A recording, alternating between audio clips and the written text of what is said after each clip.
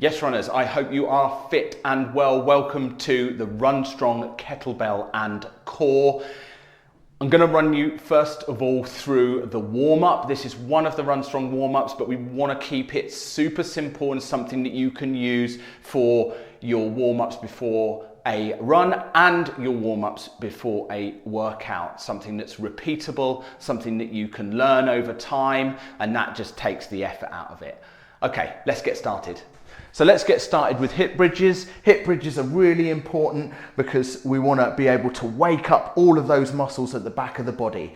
So you place your feet around about 30 centimeters away from your glutes, these big muscles at the bottom of the back of the legs, and we're going to drive the hips upwards off from our shoulder blades and really fire up those glute muscles. Okay, let's get ready to go. So drive up, and you're looking to really work the glutes. You've got 30 seconds here, just looking for that good form. Drive the hips upwards. We're not pushing the head down into the floor. You're simply raising the hips, and you should feel an activation through those big muscles at the top of the back of the leg.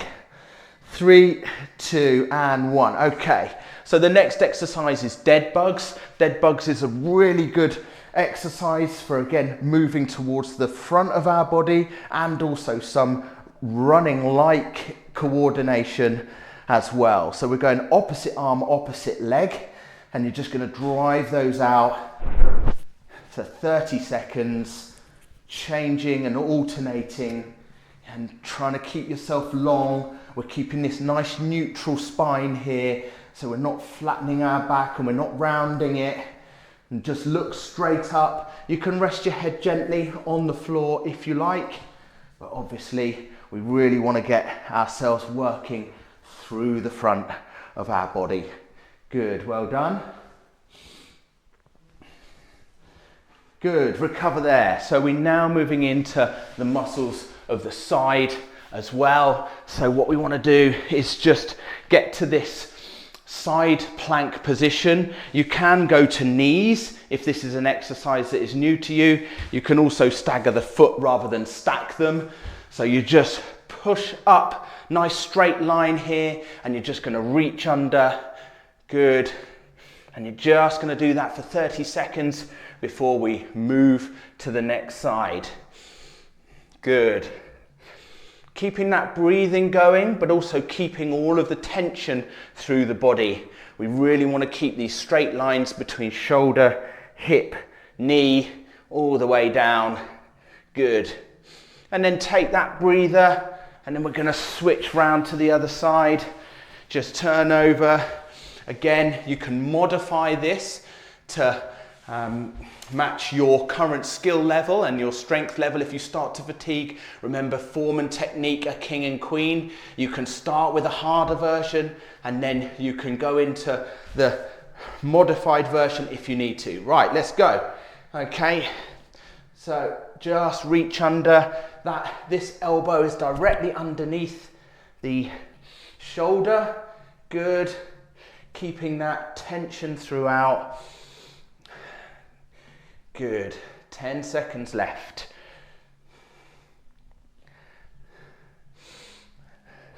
5, and get that last rep in. Okay, so now we're moving into mountain climbers. So mountain climbers are this high plank position. So we are starting to move a little bit more dynamically now. So come into this press up position, hands beneath the shoulders. Everything tight, nice straight lines, and then just drive the knee forward. It's really good for working the hips.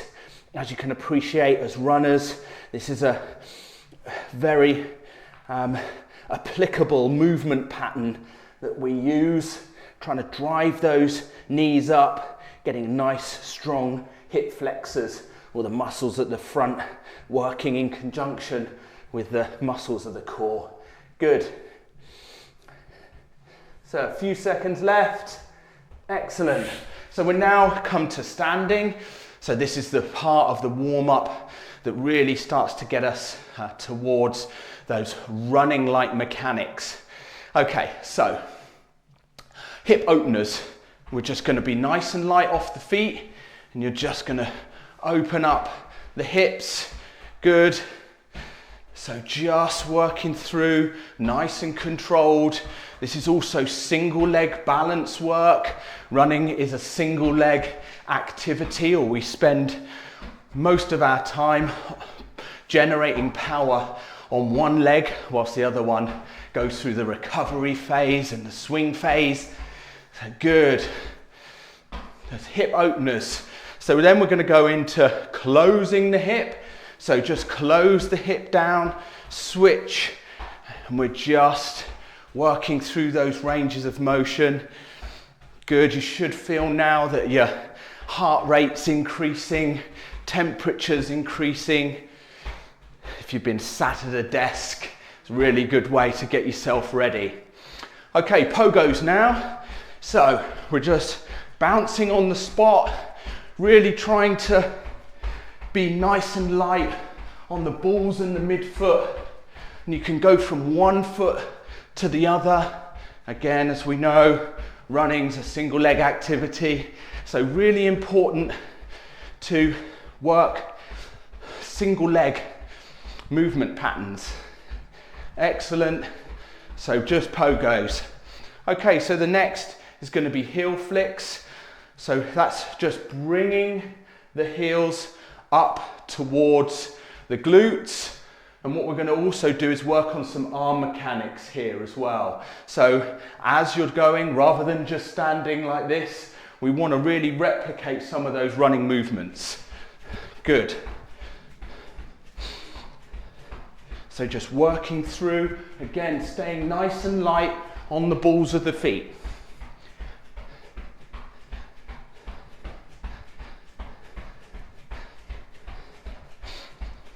Keeping those arms moving. We're not chopping here. We want a nice swing. They call it lip to hip in sprinting. Good. Okay. So the next is high knees. This is where we're going to bring the knee right up to at least parallel to the floor. We're still going to stay nice and light on the feet, and we're still going to use that really good arm mechanics. Getting ready to go? Let's go.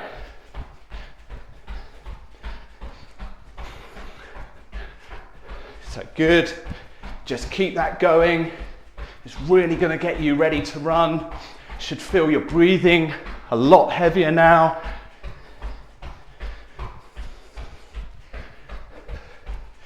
Core still nice and strong and stable. This is really going to help as well build some endurance for those later kilometers. Good. Next, jumping jacks. Same thing. These are really good for balance, coordination, moving the arms and legs around our central stable core, which is what we want as runners to improve our endurance and also keep us injury resistant. So let's go.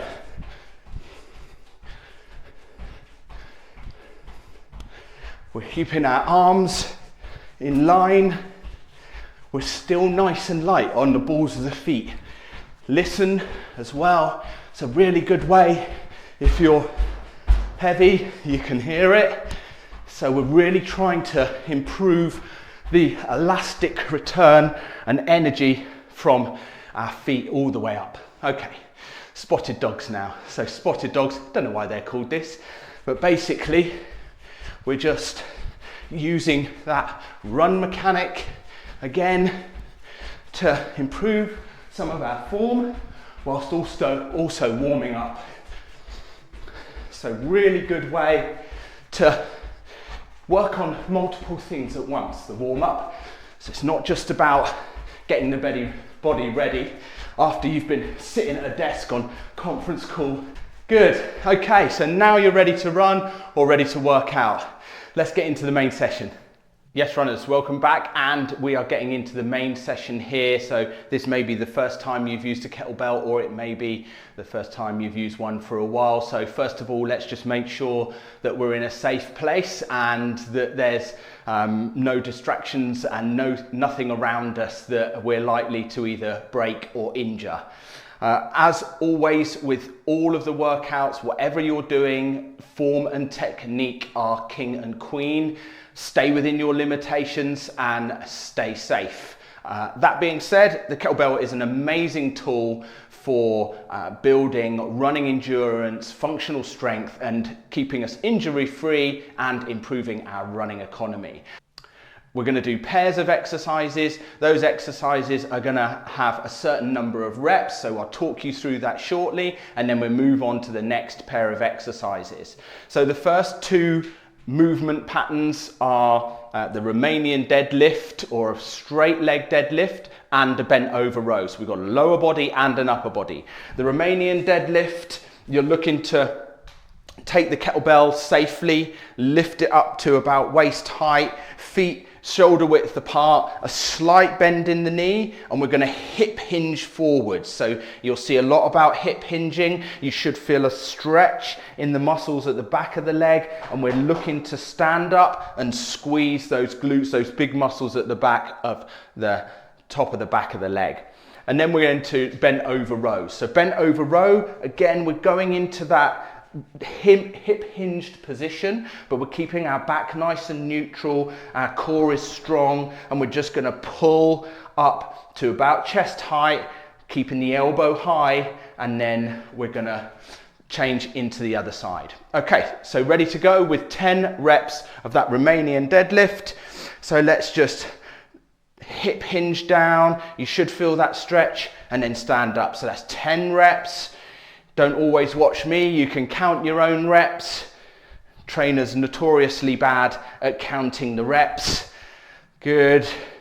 So that's 5. You want to make sure you're keeping that back nice and neutral, chest proud. Okay, and then recover there. So we're moving straight into that bent over row. So what you want to do is same position, hip hinge. Don't let the shoulders rotate, and then pull for 10. So that's 1, 2, count your own reps. Good. Once you get to your 10, then you're going back into another set of those deadlifts. So good. So come back, take that nice position, shoulders back and down, core engaged, drop down, and then drive up. You don't necessarily need to get the kettlebell all the way down to the floor.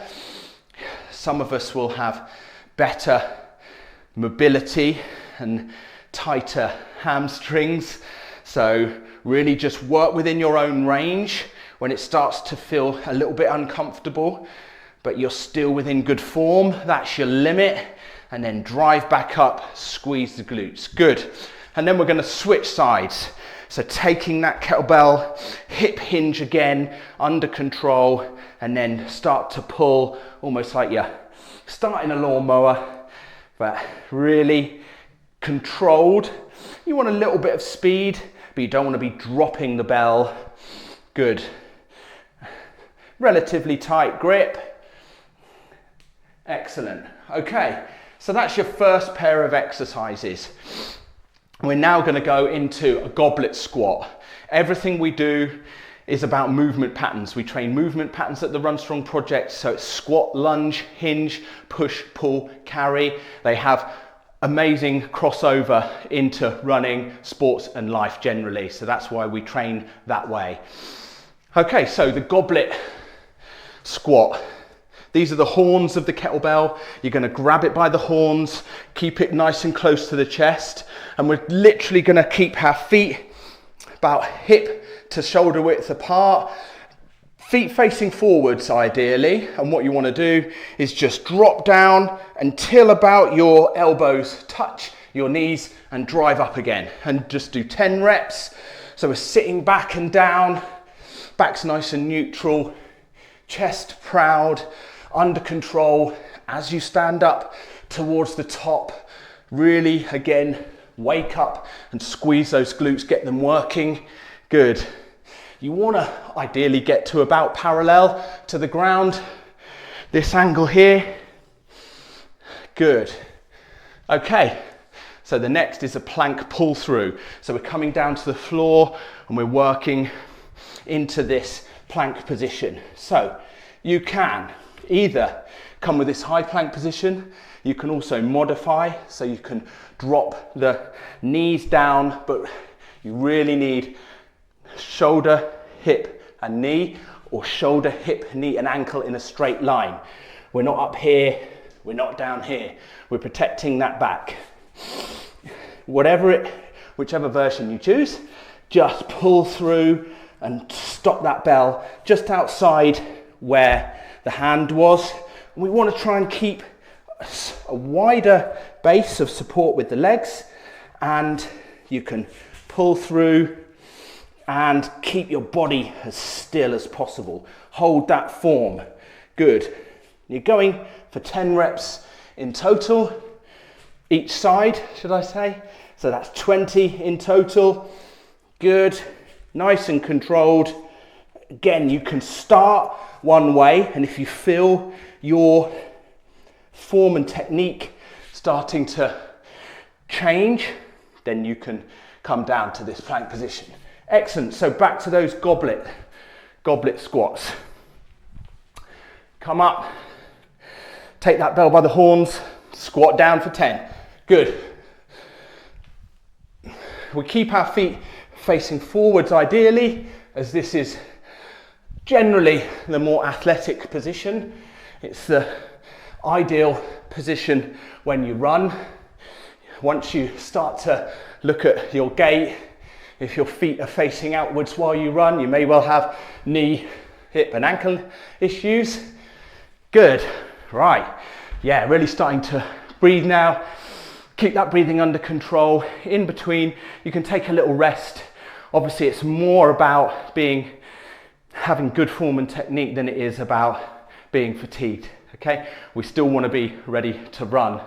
So we're not trying to absolutely kill ourselves here. We're trying to just build a stronger, more resilient body for running. Okay, so come down and feet slightly wider so that we can have that 3-point position, and then just move it across. Good. You're doing your own counting. Count your own reps. Good. And just keep that moving. You'll feel the hips and the front of your core working quite hard in that 3-point position, and that's what we want. Quite often, again, in running, you've got one side working hard while the other side relaxes. Let's call it relaxes. But one side is in recovery phase, whilst the other side is doing a lot of the work. Good, excellent. Okay, so there are 2 exercises. We move into now our pair 3. Pair 3 is a split squat and alternating halos. Okay, so split squat is our lunge mechanic, although it's called a split squat. We're going to take the kettlebell up to chest height and kind of goblet hold again. Take your feet about hip width apart, and then take a stride forwards or backwards, whatever you like. And we're looking for, when you come down, 90 degrees, pretty much. Okay, and then you're just going to drop down. Good, drive up. So we want to do 5 right and 5 left. So once you've done your 5 on one side, step to the other side and go again.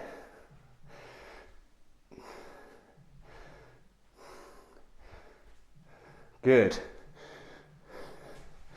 Okay, so alternating halos. So halos are going to start to work our upper body, make sure that we're focusing on our posture, because during runs, especially long ones, your posture starts to fail you, you're sinking to the hips, your running economy goes.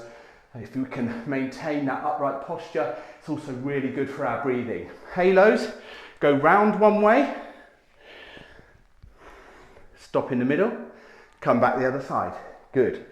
This quite often also exposes people for things like shoulder mobility issues. So if you're finding it challenging, could be because we live in this forward rotated lifestyle over steering wheels and laptops and mobile devices. Good. Excellent. Okay, so then we're back to that split squat. You can have a breather if you need to. Alternatively, if you're ready to go, then let's just drop down, 5 each side. Good, and you're squeezing that glute at the top. Switch sides. Good. Again, you can see the application to running. This is where we are striding, generally not with a foot in front of our hip, but it's really good to work on imbalances and asymmetry in our muscular system. Okay, so alternating halos. Let's go, last one. So we come round, 10 in total, 5 each side.